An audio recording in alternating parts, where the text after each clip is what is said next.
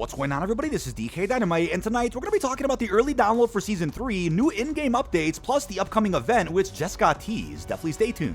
But as a reminder, I'll be live streaming every single morning in preparation for potential marketing from the Call of Duty social media pages. It's been a blast going ahead and doing open lobbies, unlocking camos, and of course reacting to anything new that does get discovered. Sincerely appreciate all your support on all of my social media pages. But with that, also don't forget you can save 12% off any order on Control Freak, especially for the brand new Speed Cola Collector's Can, which does come with a brand new in-game charm that you can bring into any game mode of your choice. The thumbsticks look great and also match the other Call of Duty themed thumbsticks that Control Freak has released over the years. Now, in-game, just this past afternoon, it looks like the event tab did get updated with an upcoming quad double XP event, which is slated to begin this Friday. I predicted before that it was totally possible to conclude Season 2 that would end up throwing out one last double XP event for those out there that for some reason haven't hit a certain level they wanted, didn't max out their weapons, or didn't finish their Season 2 Battle Pass. I'm a little surprised considering, again, Season 3 got delayed, so I would have thought, oh, maybe they're just going to start the next season with a double XP event, possibly a free trial. I'll keep you guys in the loop about that one, but again, the Quad XP event should be starting this Friday and will likely conclude this upcoming Monday. I also wanted to mention the Ferro Fluid Bundle, which I believe may be the last pack that has yet to release for our second season. It was a bundle that we knew was supposed to be slated for Season 2, but for some reason released a few weeks ago for around an hour, then got removed for unknown reasons. People out there have claimed that they bought it and lost access to the contents within it, so what I'm assuming is when they do add this bundle back in, you'll just get all the content immediately back onto your account that came with this pack. It was likely unfinished or bugged when it accidentally released a few weeks back, and I've seen lots of comments asking about this specific pack, so I figured I'd address Ferro Fluid for those out there that may have been confused. Now, we also got some new tweets from COD Updates over on Twitter. As they confirmed earlier today, a fix has been deployed to address an issue that prevented some weapon tuning changes that were planned for the belt-fed attachment, which is only for LMGs, from behaving as expected. So this is an attachment that hasn't really been all that useful because it needed a big buff. And luckily, the buff that was supposed to go out last week did get rolled in earlier this evening. So I'm going to go ahead and test that out probably on stream tomorrow, and we'll go ahead and determine if the attachment is worth our while. It was, of course, released with the TMNT event pass a couple of weeks back. They've also mentioned it for BO6 ranked play. The competitive map pool has been updated. So yes, got a bit of a map update here. They've removed Vault and Skyline from CDL Search and Destroy and replaced them with Rewind and Dealership. Dealership has been a fairly controversial map with Season 2, but I'm curious how you competitive folks out there are feeling about this add-on. I mean, it plays pretty good in Infected, but I've had some fairly slower paced matches while playing 6v6, but I think it was just a bad lobby I was likely in. Either way, I'm glad to see that the rank play pool has been adjusted. And lastly, a fix has been deployed to address an issue with the unidentified phone over in Rebirth Resurgence, which for some reason wasn't popping up in that underground bunker. Now, just around an hour and a half ago, PlayStation Size over on Twitter did report that the download for Season 3 has been added to the PlayStation database. As we see typically every season for Call of Duty, around a week before new content is about to drop, a preload is usually added into the database for PlayStation first, and then becomes available to download on PlayStation, Xbox, and Battle.net around 24 to 36 hours before the start of a new season. So in this case, expect the download maybe on Tuesday or Wednesday, maybe even sooner, we don't know, and then expect to be able to install that update with the launch of Season 3, April 3rd at 9 a.m. Pacific, 11 o'clock Central, and 12 o'clock Eastern. Unfortunately, Steam typically doesn't get preloads for new seasons. Maybe that'll change. They usually only get preloads for full new game launches. But I'm curious, right? If, like last season, will data miners be able to force load their way into the brand new season hours before everyone else is able to the point where there's gameplay leaks for OG Verdansk, DLC 3 The Shattered Veil? I'm curious to see what happens with this third season and if any new security measures did get added to prevent that from happening, right? To avoid spoilers, nonetheless. But to be honest, I do feel like this will be a larger update than usual. I'm aware that a Black Ops 6 blog post, I think back in the summer, did promise that we wouldn't be seeing too large of updates with every brand new content drop, and that COD HQ has been optimized and streamlined to ensure that the brand new downloads that release every 20-30 days aren't as big as they were in, let's say, MW2 or 3. I do feel like for Season 3, though, considering how big of an update it's about to be for Warzone specifically, we're looking at a big overhaul, a new zombies map, and who knows what else. Obviously, some much-needed ricochet bugs. This could be a fairly large update, so fingers crossed as many people as possible could get access to the preload, so they're not left out when the content actually becomes playable on April the 3rd.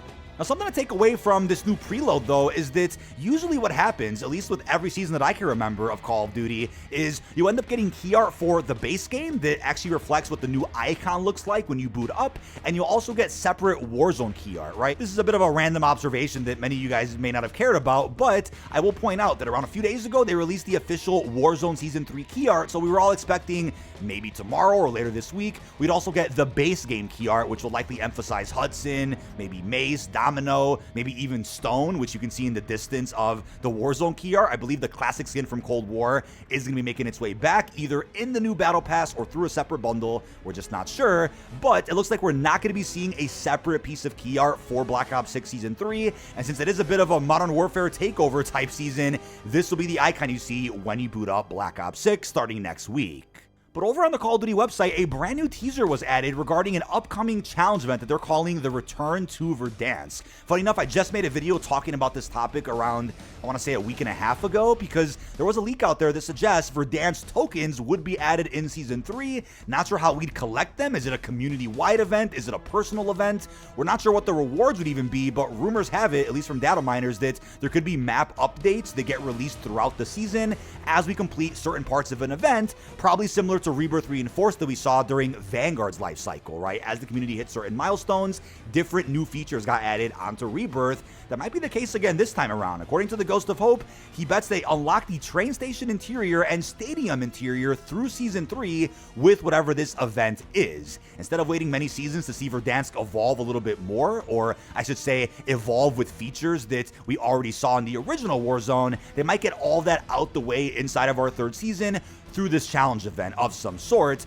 I would also love to see the first unlockable camo, hopefully, through whatever this event is. Can you imagine if like the Damascus camo or Obsidian for Modern Warfare ended up getting added in as a universal camo unlock for doing some big event?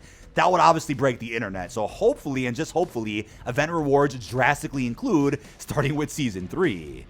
But there's even the possibility of another event pass of some sort, and I know people don't want to hear about microtransactions, I get it. Luckily, the free track, at least in the TMNT pass, offered quite a few valuable rewards. A melee weapon, a ranged weapon, 2 operator skins, an attachment.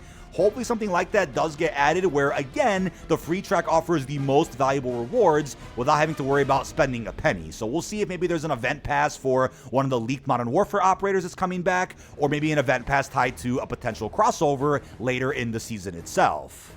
Now, I want to end this video talking about the marketing for Season 3, which has been pretty controversial, at least over on Twitter earlier today. As you've been noticing, right, as we count down to 11 or 12 o'clock Central on stream, because that's typically when Call of Duty markets things, you guys have been noticing, right, a lot of frustration with the Verdansk stories. The new piece of marketing that Call of Duty's been doing to celebrate OG Warzone, where they'll have celebrities or content creators sit down to talk about one of their most memorable matches of OG Verdansk.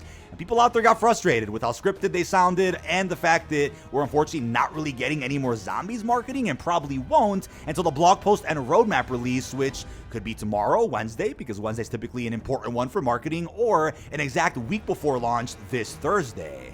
But it's also looking like there won't be a cinematic cutscene for the Shattered Veil, according to Insider The Ghost of Hope. Funny enough, I already made a video about that exact topic, which I'll have linked down below. There's lots of evidence to suggest that we're not going to get one, but there's also some real interesting reasons as to why the narrative has taken a bit of a dip with Black Ops 6 Zombies specifically. I'd highly recommend checking that video out, but I also wonder if marketing has kind of gotten thrown off a little bit, which I want to circle back to in a second, but we're still awaiting what could be a multiplayer maps overview trailer, which we typically get right around when a blog is about to drop or shortly after. We, funny enough, know the least about Season 3 multiplayer, apart from the rumor that we're apparently going to be getting a really good remastered map. I mean, it's a big throwback season as far as Warzone goes, but that could also apply to multiplayer with some fan favorites returning from older Black Ops games. And don't forget, we should be getting a full gameplay trailer, which will end up giving us footage from every game mode. Maybe there'll be a separate gameplay trailer for the Shattered Veil, or they'll just include a couple of snippets of it within the full Season 3 trailer, as we saw for the Tomb back in Season 2. On top of the Season 3 intro cinematic cutscene, which will further the plot of multiplayer and Warzone,